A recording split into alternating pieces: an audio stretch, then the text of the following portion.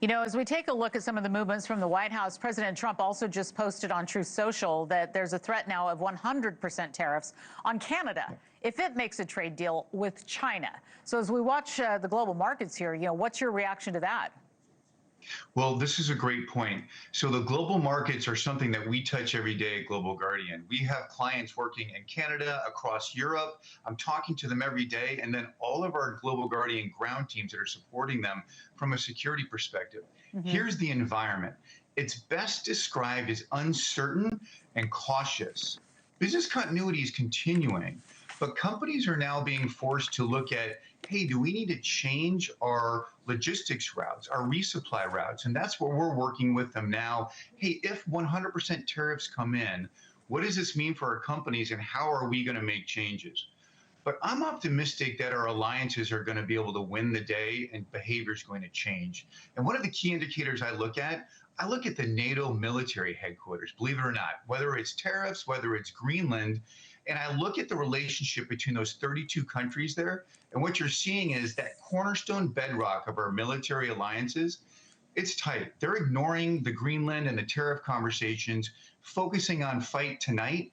So when you think about Canada and you think about Europe and you think about the tariffs and the impacts, this is really about business continuity and how we're going to continue to keep that global economy going. And right now it's going, but we're making adjustments on the fly based on what we're seeing coming out of Truth Social and the administration. Right now, though, those tariffs are really focused on steel, automotives. Like, we haven't seen it go 100% across the board yet, and let's hope that it doesn't. You know, we've got to move to Greenland, and President Trump is also arguing the U.S. must own Greenland for his, quote, Golden Dome defense system. I wanted to play you some sound of what Trump said this week about the framework of the deal. Let's listen. Well, I'm not going to have to pay anything. We're going to have total access to Greenland. We're going to have all military access that we want. We're going to be able to put what we need on Greenland because we want it. We're talking about national security and international security. You know, defense specialists say the U.S. doesn't need sovereignty to expand operations in Greenland.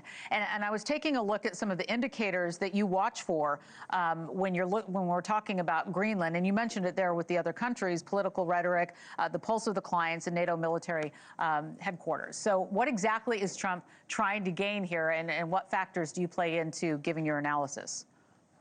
So, look, geography matters. That's the big bumper sticker here.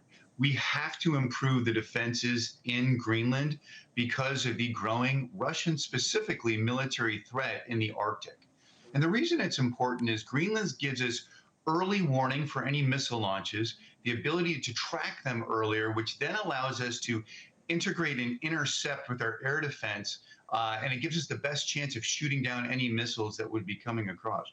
And look, this is more than just the U.S. This protects Canada. Speaking of Canada, this protects the U.S. and, frankly, the Western Hemisphere. So it's critical that we're able to expand our access and placement inside of Greenland and build off our current base and add more air defense, more satellite tracking, more capability there to be able to provide that buffer for us. And I think we'll get there. I think when you hear we're not going to spend any money, or we're going to, get Greenland, that's political messaging for posturing. I think President Trump's been very successful. When you look at Gaza, for example, of starting strong and then finding that negotiating position. So I'm optimistic that we can get there. There's just a lot of I think this is, with friction comes traction in the political space. I think we'll get there. But when the dust settles, we will have to go back to our NATO allies because those alliances are important. And we're going to have to smooth some feathers, make sure everybody's back on board. Because the reality is, from a NATO perspective, they want us to have a more robust defense in Greenland. They need it. So no one's going to argue that point. It's really the methodology of how we're able to expand that matters. And the president knows that. All right. Well, we're going to see how it plays out. I hope you come back on the program to talk us through it. Retired U.S. Army Colonel Seth Krummrich, thank you very much for being here today. Thank you for watching. Subscribe below and download our NewsNation app right now on your phone, and you will get fact-based, unbiased news for all Americans.